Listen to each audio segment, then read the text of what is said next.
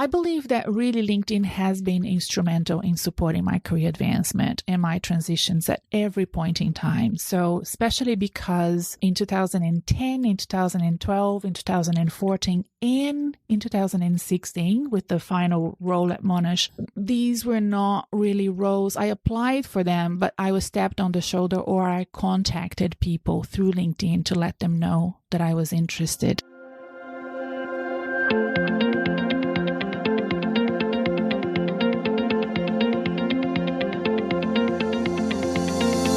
Hi, I'm Renata Bernarde, and this is the Job Hunting Podcast, where I interview experts and professionals and discuss issues that are important for job hunters and those who are working to advance their careers.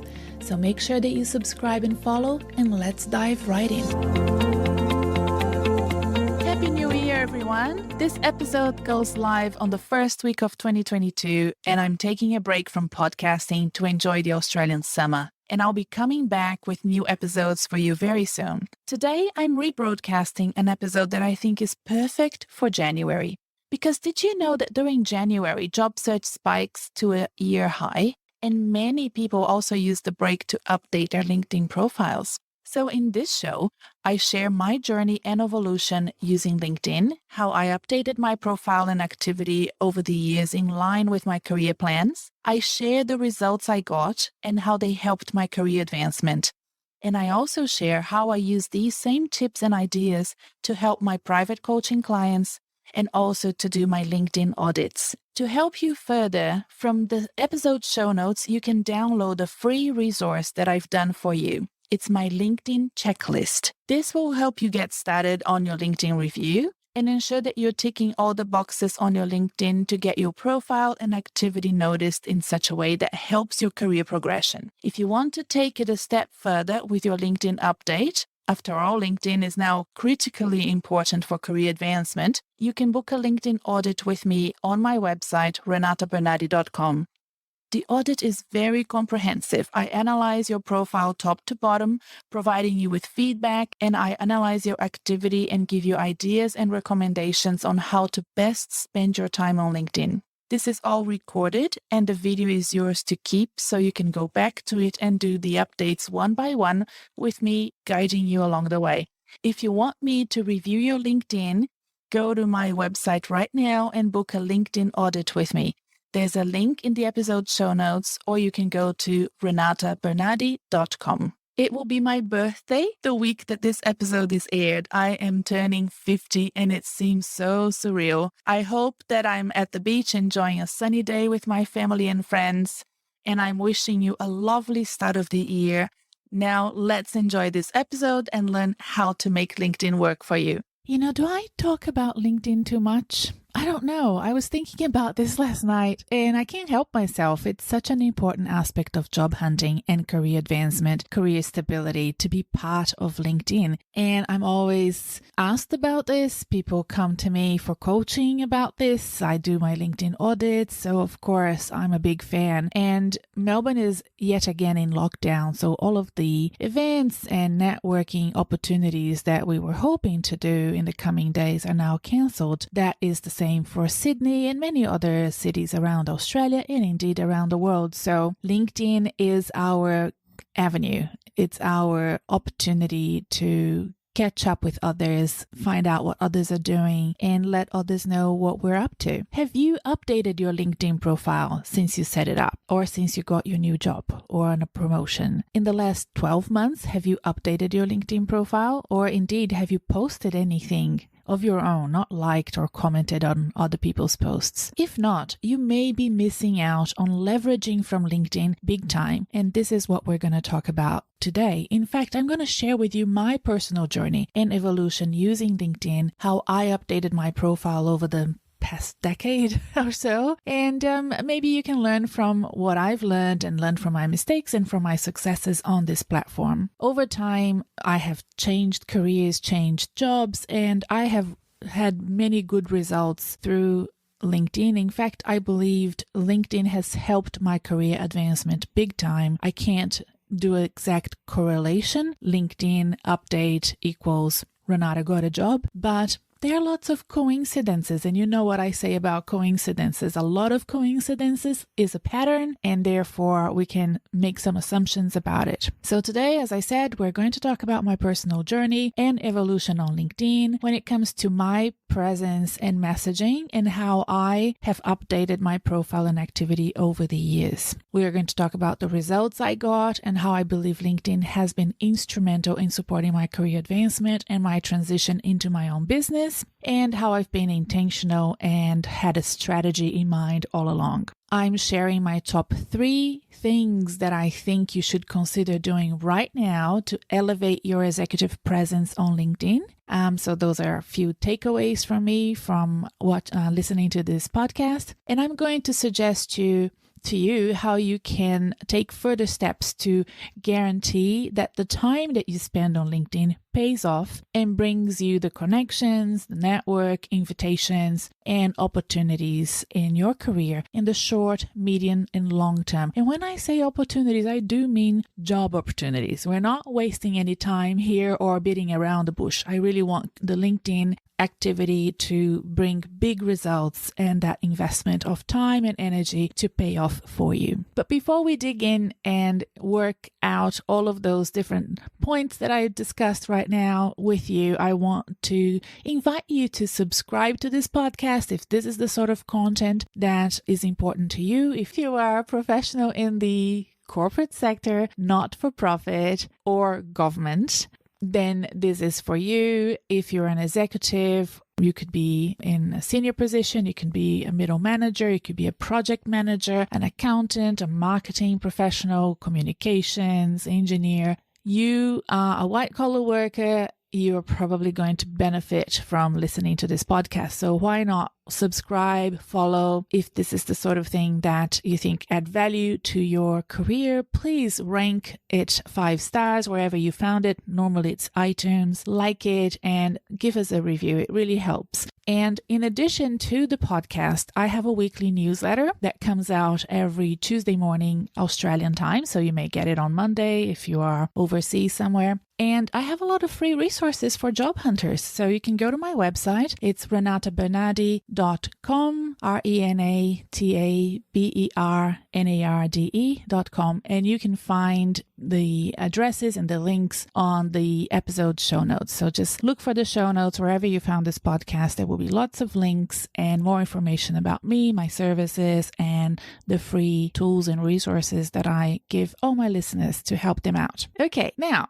how I updated my profile and activity over time in line with my career plans and the results that I got and how it helped my career advancement. So I really want to share with you my personal journey and evolution on LinkedIn, because with your career, that LinkedIn profile and activity needs to change and evolve and be elevated if your career advancing and if you're changing jobs and sectors as well. Like resumes, LinkedIn profiles should never be a template that you copy out from somebody else. It doesn't work that way. And when I do my LinkedIn audits, for example, I have to check where my client is from, where they work, how their colleagues appear on LinkedIn, and what my client's ultimate goal is in order to develop the best possible recommendations for that client. So that's why the LinkedIn audit is so popular as a service, and also because it's a fairly inexpensive way to elevate your executive presence on LinkedIn. So go check it out if you're interested. But I started on LinkedIn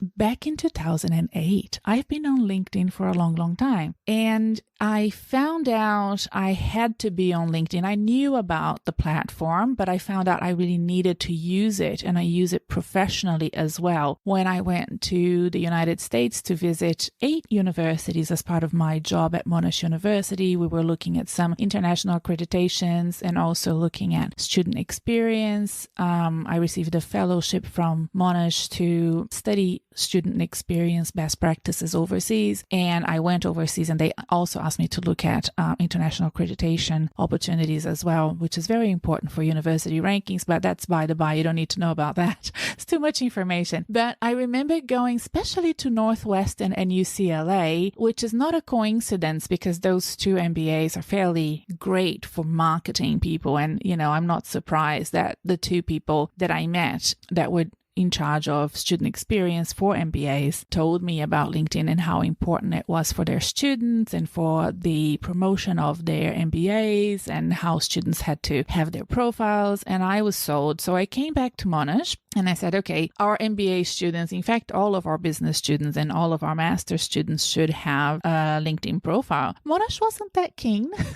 And they asked me to instead set up a unique and tailor-made platform for the Monash students. Now, you're laughing now, but back then I could understand the reluctance of going public and doing something very online. A lot of other businesses had similar concerns. I remember many of the consulting companies, especially Deloitte, was really closed off and didn't want to be on platforms like LinkedIn. Nobody really understood yet the value of it. So we created a platform for students to communicate with each other. Of course, it didn't go well. It didn't go any further than maybe a couple of years, because the idea is not for students to communicate with each other. It's really the students promote themselves to the world. And on the side, I continued to insist that my MBA and master's students that I was seeing and coaching, that they should have profiles. In fact, if you go to my LinkedIn and you look at my recommendations, you will see that there is a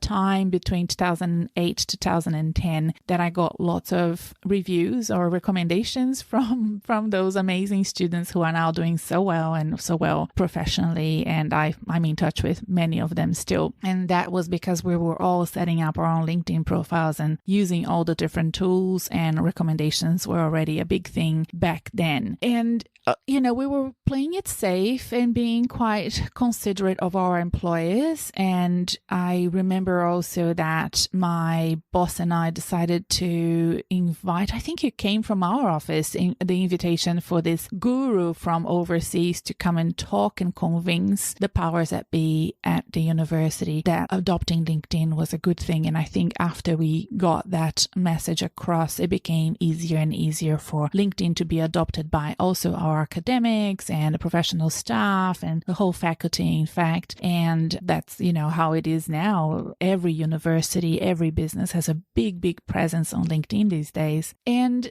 in 2010, I received a phone call to apply for a role in a professional association. So the equivalent of CPA in the US, they're called the Chartered Accountants in the UK and in Australia. And it's a professional association, but also a very strong, let's say, lobby group working with government. Before the international accounting standards, the Chartered Accountants in Australia set the accounting standards here. So they have a very strong thought leadership still in influencing policy in that area and sectors as well. So I decided to move across to a professional association, really enjoy that. And that's when my LinkedIn became more and more a tool for work. And that's how I reached out to members, reached out to potential members, and did a lot of my work using LinkedIn. It was completely okay for my employer to have my LinkedIn open all the time. And it's the nature of being in a relationship management position. That then became even more so when I took a national role at a think tank / industry association called CEDA here in Australia, the Committee for Economic Development of Australia. And at CEDA, with that national role, I never missed an opportunity to add people that I had just met at an event. I was traveling around Australia all the time. I used to spend full weeks every month in Sydney and attending CEDA events and hosting CEDA events. And everybody that I met, I would try to find them on LinkedIn. Many of them were already there, and connect with them. And that's how my connections grew. So part of my work was attending, networking, and connecting to build bridges and collaborations with these members, which were usually, large corporations in Australia or federal and state departments and senior staffers of politicians and whatnot. So I would connect with them and keep in touch with them through LinkedIn. LinkedIn was also an avenue for us to continue to promote the CEDA white papers and research reports and events. So it was really a big part of my job to use my platform to help CEDA expand and reach out to more connections. I was completely okay with that because I love CEDA to this day. I still do. And same with the Chartered Accountants, which we did early beginnings in terms of LinkedIn promotion. But we still did a lot back then as well. And when you are 100% committed, aligned with the culture of your employer and the purpose, it's so great to support them and help them. But I think that LinkedIn is also a platform for you as a professional to expand your opportunities, and you can balance that off so that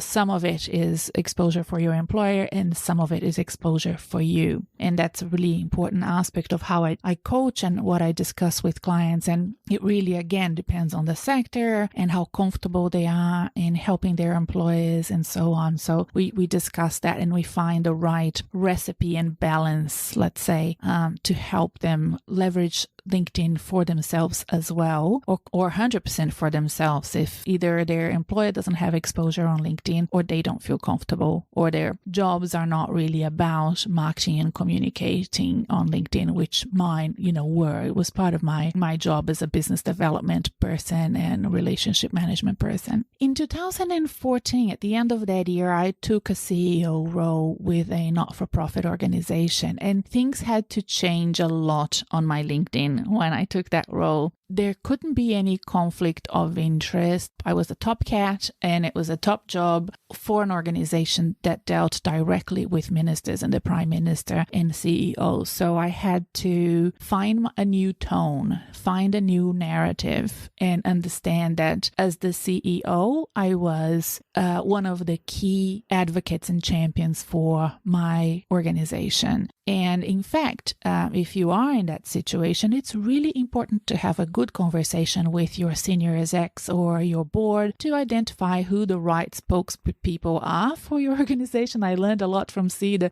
on what to do and what not to do in terms of identifying spokesperson for advocacy and communicating key messages. And I had that discussion very early on with my chairman. I remember that clearly. And we had to identify who was who in the zoo, but still, and it was her. I felt it had to be her, and she agreed. But still, as the CEO, there's a lot of responsibility, and I am still a spokesperson for the organization because of my role. And people will come to me for opinions, advice, and so on. So you have to really redo your LinkedIn and redesign it, not just the LinkedIn, but really your whole sort of professional day-to-day life changes. I had to step down from boards that I was in and advisory boards and committees that I was in and so forth. So those are the sort of things you need to consider and do the big cleanup before starting the role. And that's why the first 90 days has to start before you actually start the role. And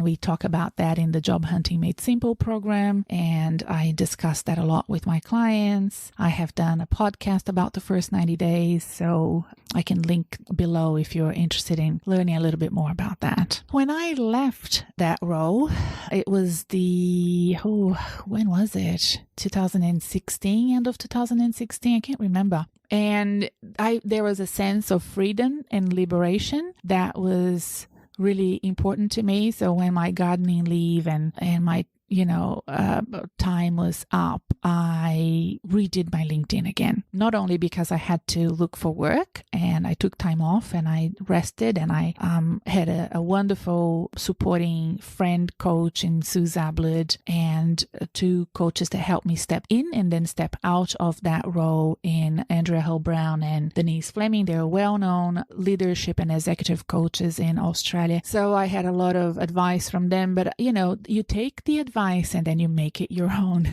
And I kickstarted my job hunt with an article that I posted on LinkedIn. And I will link that article below because it went viral big time. It has been published in magazines in a couple of countries. It has like 40,000 views. It's quite big and it resonated with a lot of people. I made some great friends on LinkedIn, people who are now still following me since that day the article reached them and they read it, and people still come to me to say how important that article was. And it was really about stepping out of a big role and finding yourself again, and finding that, you're not lost, that you haven't lost your identity, your network, and your connections. I was really surprised with how many people reached out to me and offered me opportunities when I left that CEO role. I was in a great position of even picking and choosing what I wanted to apply for and consider, which I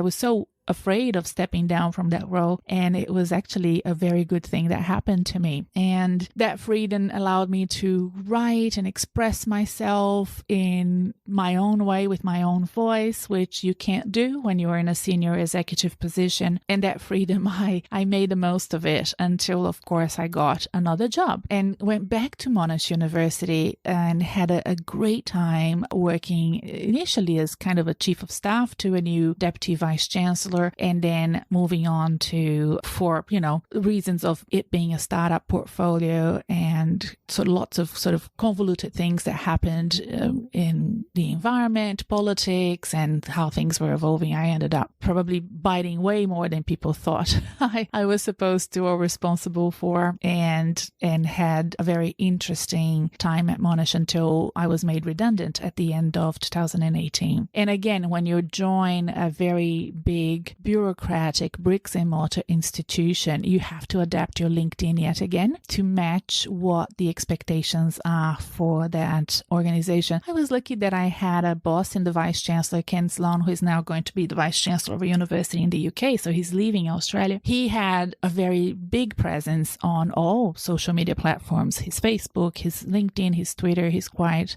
good at using social media himself, and I often cite him as an example to follow, and I think that it has helped his career. So I felt that I could also continue to use LinkedIn in a way that was unique and authentic to myself, but also, of course, having that big role within an organization, managing the portfolio alongside him made me take stock and be more careful about what I was posting, and of course, use my platform and the connections that I had to help build that portfolio, and you can do that through LinkedIn for sure. As you know, I left the organization in 2018. It was a shock at the time, but I was actually, I was ready to move on. I just didn't know.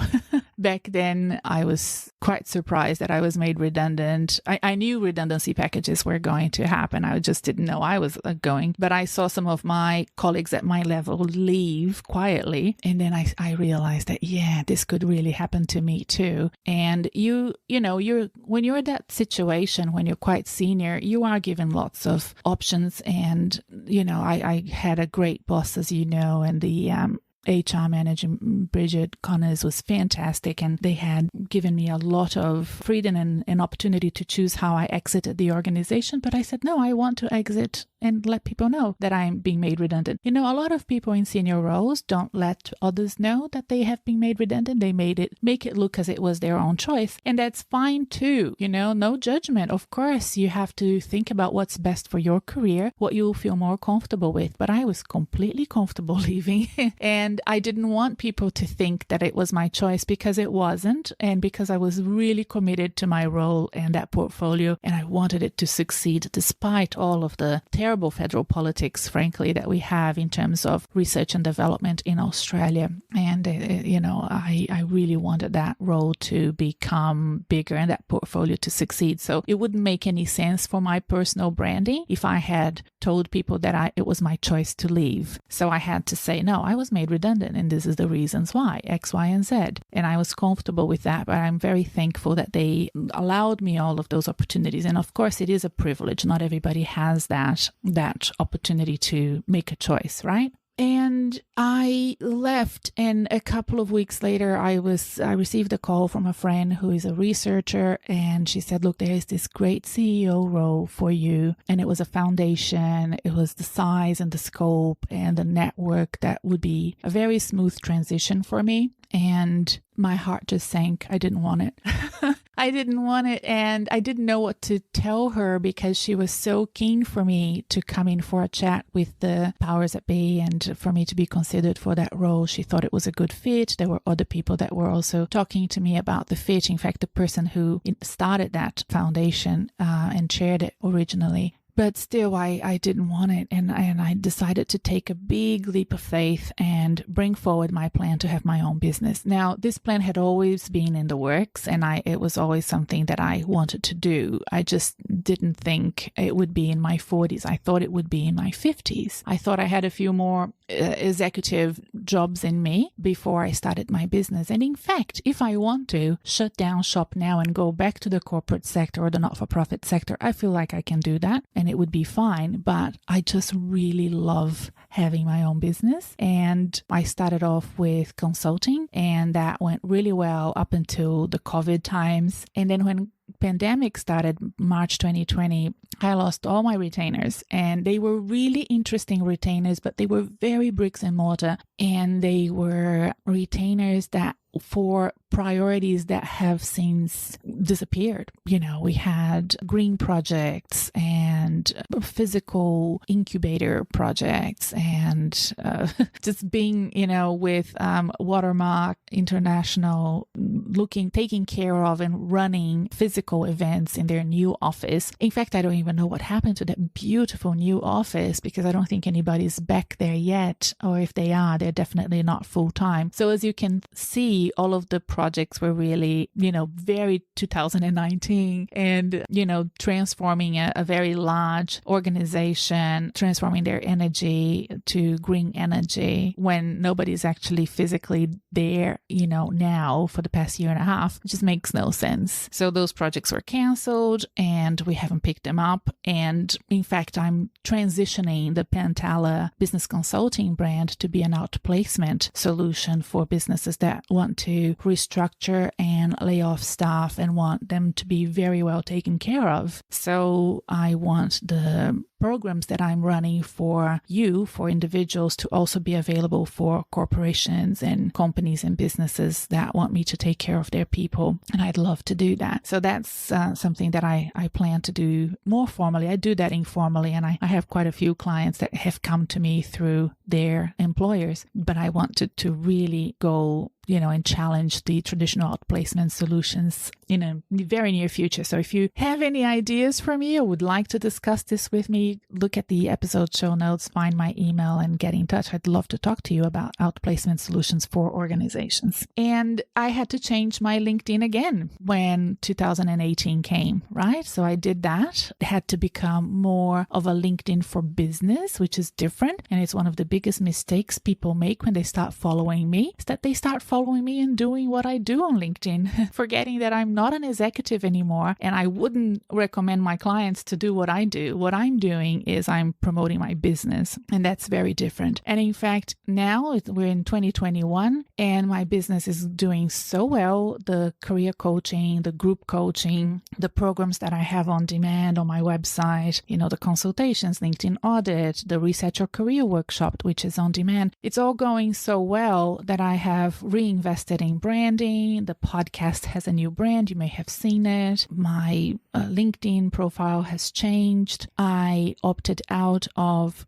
working with Mind Tribes because I don't feel like I have time to dedicate to working with that team anymore. And they're such a lovely group. And I'm still consulting and collaborating with them, but not formally on my LinkedIn. And I wanted my LinkedIn to be really sharply about career transition, career advancement. And I had to redefine my LinkedIn profile yet again to align with where I'm going professionally. And I'm very, very happy with the results. So I did a very soft, low-key LinkedIn update recently maybe 3-4 weeks ago. And again, I have seen that it's giving me more clients, probably more clients that I can take. And it's all about how you position yourself, how easy it is for people to contact you, and how easy it is for them to understand what you do. And I think that that's something that I've been quite good at achieving over the years. I believe that really LinkedIn has been instrumental in supporting my career advancement and my transitions at every point in time. So especially because in 2010, in 2012, in 2014, and in 2016 with the final role at Monash, these were not really roles. I applied for them, but I was tapped on the shoulder, or I contacted people through LinkedIn to let them know that I was interested. And the fact that they could then jump on LinkedIn and check my profile and check my activity and see that I would be a good fit for the opportunities, I believe was instrumental for me to get the opportunities that I got, right? So this is really about being intentional, being consistent, having a strategy in mind, updating your LinkedIn to match that strategy. And sometimes you need help to do that. So I've always had support and bounced back ideas with others before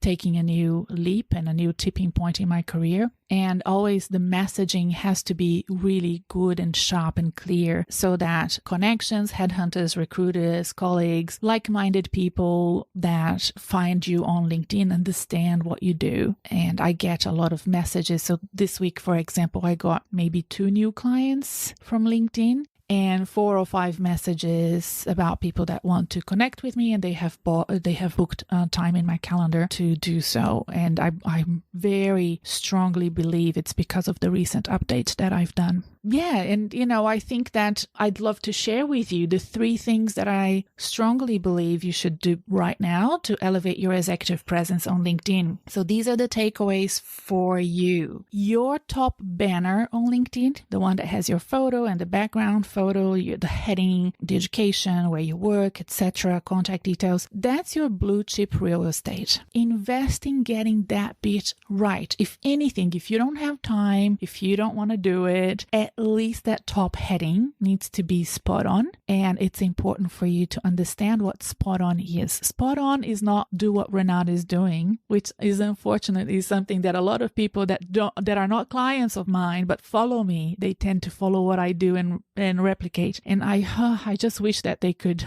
talk to me first. So you have to adapt it to your country, sector, industry, profession. And I do that all the time for my clients and my LinkedIn clients as well, my coaching clients and my LinkedIn clients. So get that top heading spot on. That's really important. Don't try to imitate others. It won't work for you. Okay, so that's my second tip, which was kind of blended with the first there, but I guess you know now that it's important for you to not only find what fits your sector, industry, country, profession, and seniority level, and if you're young or if you're more senior, but it's also important to find your authentic voice and not to be afraid to use it. So do your research, find out what is the best practice for your sector and where you are in your career, and then find your personal voice. It's really important. Don't try to imitate others because you're just going to blend in. And, an example of that is when I land on a profile and it's all jargons everywhere and keywords everywhere. Even the sentences don't make any sense. And they're long and difficult to read. And it's just, it's boring, really. So you have to really find your voice. And your activity this is my third recommendation for you. Your activity is just, if not more important than your profile. Okay. So setting up your profile and then disappearing from LinkedIn is not going to give you any results whatsoever, minimal results possibly, okay? But depending on your sector, it's even more important that you spend time on your activity than your profile. Some clients have very minimal profiles if they are in a, governance role, risk management role, sectors like banking and finance or government may require their profiles. Remember what I said about my CEO role, my profile was really minimal, but my activity was really empowering and powerful, both for the organization I worked for, but for my own thought leadership. and executive presence. So that's where you show your knowledge. That's where you show at what level you operate. Let's say you are a CFO and you work for ASX Top 100, Fortune 100 companies, and you have no presence on LinkedIn. Nobody knows, how you work or what your voice is, what you read and all of that. It would be important for you to share at least the articles that got your attention that week, and some of your peers and colleagues like some of their posts and comment. So showing that activity on LinkedIn is where you make LinkedIn work for you, is where people will find you and say, oh, what's that comment that Renata just made? I will, come in and talk to her. I had a consultation this week with somebody. I kid you not. I made a comment on somebody else's post and she decided to book a consultation with me. I was so, I had never seen this happen. She had never listened to the podcast or anything. She actually didn't know much about me at all, which is unusual. Usually when people book time with me or a LinkedIn audit or coaching, I don't even need to say much. They already know me so well.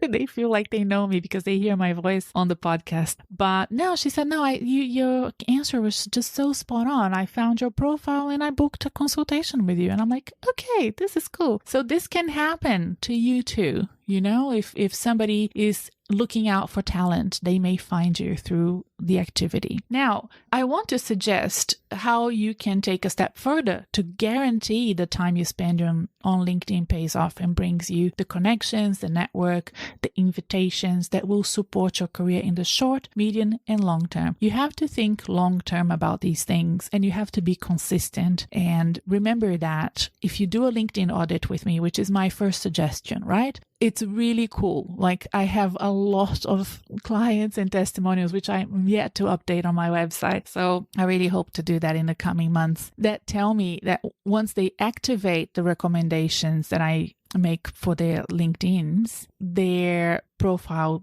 boosts. They get more views, they get more connections, they get more messages, and I get amazing feedback and even screenshots of the insight, when you see the statistics of clients showing me how much more exposure they're having and how many more people are looking at their profiles, downloading their resumes, so they can see that if they're job hunting. I have a lovely client. He's a big fan of Excel spreadsheets. So he has sent me an Excel spreadsheet that shows clearly the before and after. So before the LinkedIn audit, he was getting no views, basically. Nobody was downloading his resume when he was applying for LinkedIn jobs. And then all of a sudden he got way more views. Everybody was downloading his resume. It was really cool. The coaching is really important. I'm starting the group coaching again. So you may get a little message throughout this podcast when I do that, because the group coaching will be open and you can try to do that with me for 7 weeks, because the LinkedIn or the resume or the cover letter, they are instruments, right? And what you need to do possibly is some work before you actually activate your LinkedIn to understand who you really are and what you really want. Dig deeper into your value proposition as a professional, because LinkedIn is just a mechanism to get that out. It's like a car. You want the car to take you places. You need to know where you want to go. I mean, you could just, go off into the world with your car and not know where you go. It's quite romantic, but to get you to where you want to go, you need to have a strategy, a map, a plan, and that will get you the results that you want on LinkedIn, especially if you're job hunting and very keen on career advancing. Get started by at least downloading the LinkedIn Audit checklist, which is one of my free tools that you will find on my website. And that LinkedIn Audit is a sort of shorter version of the LinkedIn Audit checklist that I do with my clients. I don't know if you haven't heard yet what the LinkedIn Audit is. It's basically a 45 to 60 minute video of me looking at your LinkedIn profile and activity top to bottom, and then sharing with you some ideas of how to improve it based on the feedback that you've given me when you booked. And again, as I said, when I say LinkedIn will support your career, I really mean it will get you new job opportunities. And if you are like me and you do that consistently over time, you will see that there are lots of coincidences about those opportunities coming when you have been very good at maintaining and using LinkedIn to your advantage, and you will start to see why it's so important. So I hope that you have found these tips and my personal story important and that it has motivated you to do your LinkedIn profile, hopefully this week, and let me know. I'd love to hear from you. You can get back to me by finding me on any of your social media channels. I'm on Instagram, Twitter, LinkedIn, of course, and Facebook. And in fact, this podcast has a private Facebook group. So if you want to become a member of that private group, you can find all the links on the episode show notes. Ciao for now, and I look forward to chatting to you again next time. Bye.